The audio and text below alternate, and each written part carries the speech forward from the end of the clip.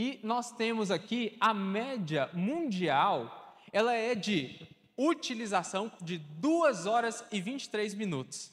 Isso aqui eu fucei a internet de um tanto para achar esses números para trazer para os irmãos, porque isso aqui é muito importante para trazer a visão que a gente tem trabalhado em cima. E esse é o cálculo mundial. Agora vamos colocar a média, por exemplo, dos Estados Unidos, que é de 2 horas e 15 minutos. 2 horas e 15 minutos que os Estados Unidos utilizam de redes sociais. Agora, vamos passar para o Brasil? O Brasil, ele utiliza durante 3 horas e 44 minutos. Quase 4 horas de utilização de redes sociais. Quer saber o detalhe dessa utilização aqui? Isso aqui é por dia, não é por semana. Então, se a gente for fazer um cálculo, estou com a calculadora aberta aqui, 4 vezes 7 é igual a 28. 28 horas semanais o brasileiro passa utilizando redes sociais. Agora faz numa análise lógica aí. Se a pessoa estiver frequentando de modo assíduo os cultos, as programações da igreja, 8 horas semanais, tem condições de uma pessoa ser discipulada dessa forma? Ela se manter alimentada com esse cálculo apenas? Sendo que 28 horas ela está recebendo conteúdo que, na maioria das vezes, não edifica em nada. Essa é uma realidade que nós temos passado para o Ministério de Comunicação e eles têm sido treinados em cima disso. Agora, vamos para uma pesquisa um pouco mais aprofundada. Tem um francês, o nome dele é Michel Demouget. Ele publicou um livro intitulado Fábrica de Cretinos Digitais. Gente, cretinos não é um palavrão. Cretino é uma palavra que significa que a pessoa teve uma má formação cerebral e isso acarretou no desenvolvimento intelectual dela. Então, olha o que ele colocou. Ele aponta que o uso excessivo de dispositivos digitais está afetando seriamente o desenvolvimento neural de crianças e jovens. Sabia que os filhos dos magnatas da tecnologia não utilizam, não tem nem celular até pelo menos uns 12 anos?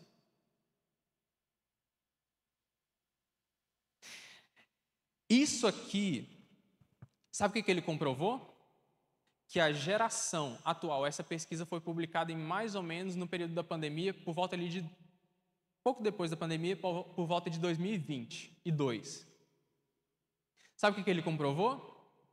Que pela primeira vez na história, a geração atual, ela tem o QI, o coeficiente de inteligência, cálculo de inteligência, por assim dizer, menor que o da geração anterior. Em termos bem diretos, sabe o que significa? Significa que a geração atual ela é mais burra que a geração anterior. Sendo bem direto. Por conta do uso excessivo de redes sociais. Do uso desenfreado, porque a gente não sabe utilizar a rede social. E os impactos do dia a dia, eles são vistos nas próximas gerações.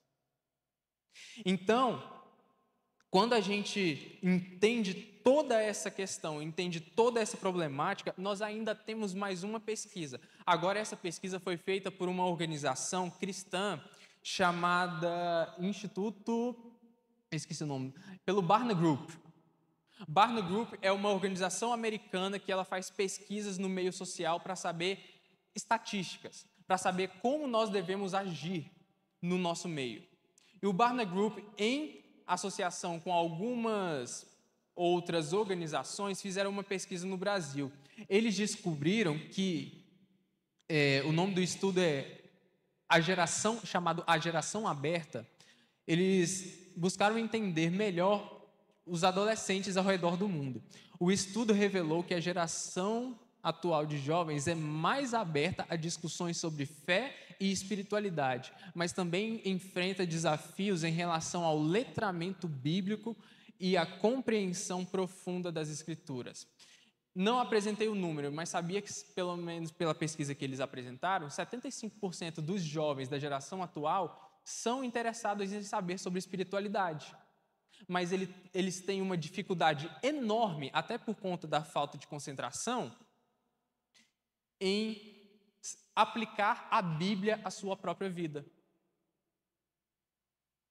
Então, se um jovem vai estudar, por exemplo, um dos assuntos mais essenciais da Bíblia, justificação, ele não sabe como aplicar justificação à sua própria vida, não sabe como aplicar a Bíblia, trazer o conteúdo da Bíblia para a sua própria vida. Essa é a realidade que nós estamos enfrentando. Essa é a realidade que nenhum de nós aqui hoje consegue fugir. Porque talvez você não seja uma pessoa tão assídua assim em rede social, mas talvez o seu filho, talvez um parente seu, um sobrinho, seu cônjuge, talvez, esteja nessa situação. Não tem como a gente fugir disso. Não é um problema que nós podemos nos dar ao luxo de acovardar. E sabendo disso, tem como alguém trazer um copinho de água para mim, por favor? Sabendo disso, eu trago aqui hoje 3 impactos do mundo atual. Sendo que o primeiro deles é que, vai parecer óbvio, mas o mundo não é mais como antigamente. O mundo de hoje, o mundo que nós acostumamos a viver sem internet, ele não existe mais. Ah, nossa, mas eu sei disso, mas a gente vive dessa forma? Não, a gente não vive dessa forma. A gente, na grande maioria das vezes, e eu aprendi uma boa parte disso na Secretaria de Educação. Hoje nós temos, na grande maioria das vezes, um sistema do século, pelo menos na parte da educação, do século XIX, professores com mentalidade de conteúdo, ou seja, pessoas com formação do século XX e uma geração atual do século XXI que, se você apresentar algo para ela hoje, daqui a 2 anos, aquele conteúdo que você apresentou para ela, na grande maioria das vezes, vai estar desatualizado. Essa é a realidade de hoje. Porque as coisas estão mudando muito rápido. Hoje, em 2014, se uma pessoa fosse gerenciar uma rede social, ela podia pedir living, R$10.000 para gerenciar uma rede social. Pagavam. Hoje não. Hoje você encontra pessoas por R$600 para gerenciar uma rede social. Sabe o que as pessoas fazem hoje? Eu estava comentando isso com o Valdemar.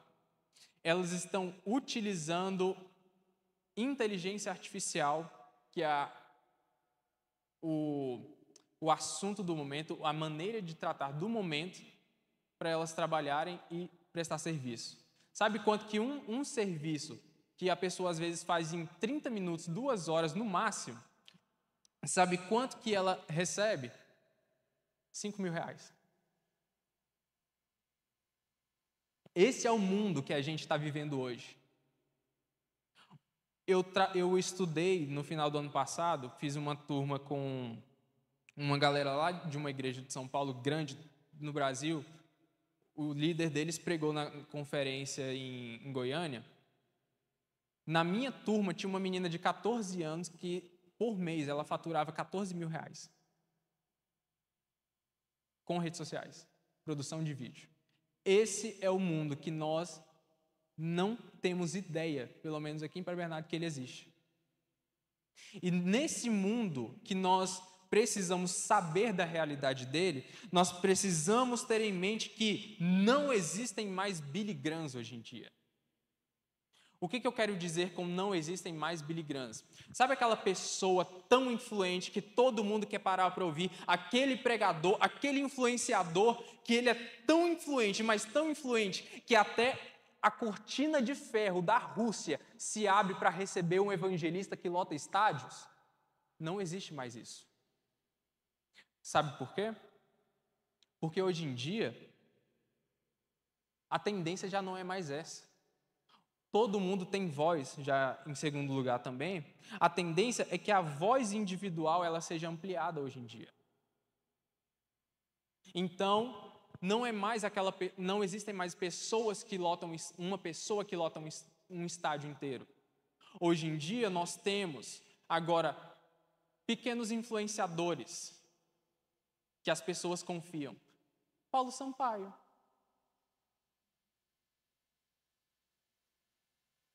Tem menos de 100 mil seguidores. E aí, quando acontece alguma coisa em Fábio Bernardo, eita, deixa eu gravar e mandar para o Paulinho. Essa é a realidade que a gente vive hoje. As pessoas têm voz. Qualquer pessoa hoje pode ter uma voz, porque o mundo das redes sociais permitiu isso. O mundo não é mais como antigamente. Mas, em segundo lugar, eu digo que a palavra caminha cada vez mais rápido para se cumprir. Amém. Por isso. Mateus 24:14, por favor. O texto que vai ser apresentado em tela nos diz o seguinte: e será pregado este evangelho do reino por todo o mundo para testemunho de todas as nações. Então virá o fim. Esse texto ele está falando todas as nações. Algumas versões, que é o que o texto quer dizer na sua raiz, está falando de etnia. Está falando de todas as etnias do mundo. Você sabia que no Brasil tem pelo menos uns 200... Qual é a palavra que eu coloquei aqui? Ah, não, isso é depois. Enfim, é necessário que o evangelho seja pregado em todo o mundo, para que Cristo venha. Para Jesus Cristo descer os céus da mesma forma que ele subiu, é necessário que o evangelho seja pregado em todo o mundo. E aí, só no Brasil, hoje em dia, existem pelo menos 200 dialetos. A questão é que menos de 10 estão traduzidos. Dialeto, sabe aquela tribo indígena lá do interior da Amazônia, bem isolada? Aquela tribo, ela tem uma língua que ela não tem nem alfabeto. E aí, como que a gente trabalha para Cristo vir, sendo que essa tribo indígena, ela precisa receber a mensagem do Evangelho, mas às vezes eu não tenho nem como contactar com ela, como comunicar com ela, falando um oi, quem sabe ministrar a mensagem de salvação. E por isso que hoje em dia, eu digo que está caminhando cada vez mais rápido, porque as imagens que vocês estão vendo aqui em tela são ícones de inteligência artificial. Utilizo bastante, inclusive, no Ministério de Comunicação. Teve uma vez que eu estava com a mãe da Helena lá no Gabinete da Educação, aí ela pediu para eu fazer uma planilha. Eu demoraria pelo menos uns 15 minutos para fazer essa planilha. Aí eu coloquei na inteligência, eu puxei um certo relatório, coloquei na inteligência e falei assim, analise esse relatório. Pronto, li, a inteligência falou para mim. Aí eu coloquei assim, produza uma planilha com todos os nomes, com essa e essa característica. 30 segundos, todo o trabalho estava feito. Essa é a realidade que a gente está hoje. E nós temos capacidade, hoje, humanamente falando, para pregar o evangelho a toda criatura, porque nós temos ferramentas para isso. Mas sabe qual o maior problema? Nós não temos gente capacitada. Esse é o problema. Nós podemos até ter a tecnologia, nós podemos até ter o processo para isso se concretizar, mas se nós não tivermos pessoas que têm formação, que têm aptidão, que são capacitadas para realizar essas funções, nós não vamos cumprir o ID. Nós precisamos dedicar tempo para cumprir essa palavra e cumprir essas profecias, esse mandamento que o Senhor colocou no nosso coração. Então, se nós temos uma geração que não sabe interpretar a Bíblia e aplicá-la na sua vida, como que nós vamos ter essas ferramentas à disposição, mas nós não sabemos usá-las? É como se eu tivesse o computador da projeção ali e não soubesse o que fazer. Não teria tido esse slide aqui, mas durante tempos eu tive que me debruçar em cima disso. E hoje a atenção da nossa geração, ela está totalmente ofuscada.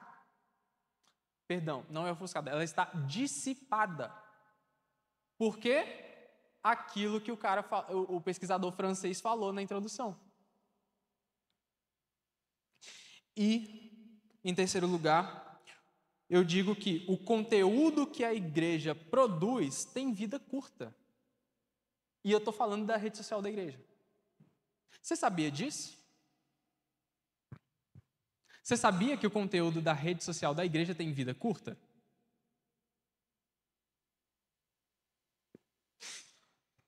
Essa aqui que está em tela é a mensagem que o pastor André pregou. Eu fiz um carrossel e foi o carrossel que mais alcançou pessoas na nossa conta.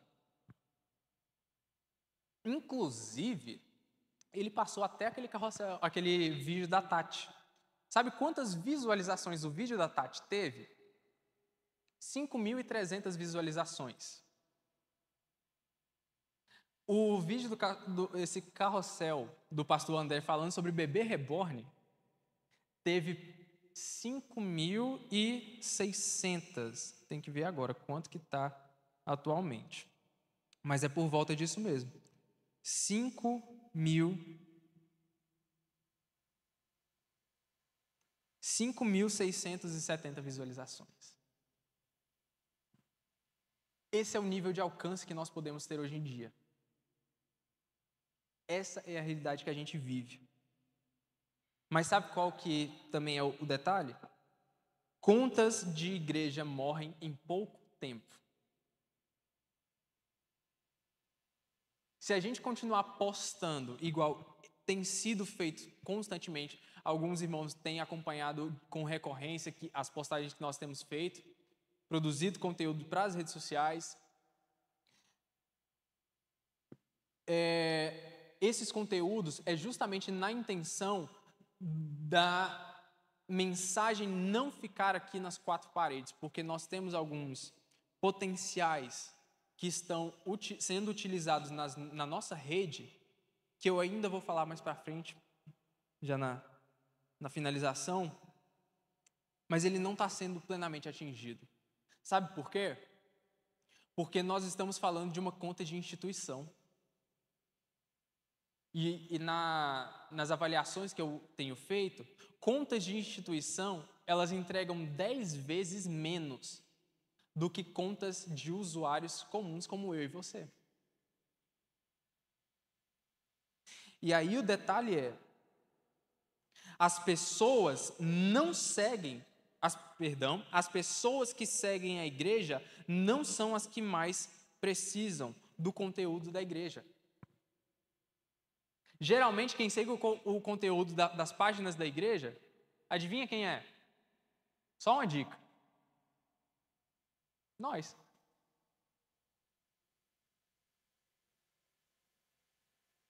Sabe qual que é o insight que a gente pode ter aqui? A ideia, e que já foi a mentalidade desde o início, é que a igreja, a liderança da igreja, aquilo que nós ministramos aqui em cima, aquilo que nós produzimos nas redes sociais, tudo aquilo que é feito, e nós podemos utilizar a nossa conta das redes sociais como ilustração para tudo isso, nada disso tem efeito de modo... Perdão que eu fugiu a palavra. A longo prazo, por assim dizer. E por que a gente produz? É porque a gente não entende que a conta da igreja é uma conta de soldado. Nós entendemos que a conta da igreja é uma conta de QG, uma conta de quartel-general. E aí o quartel-general produz os materiais. E sabe esses materiais que são produzidos?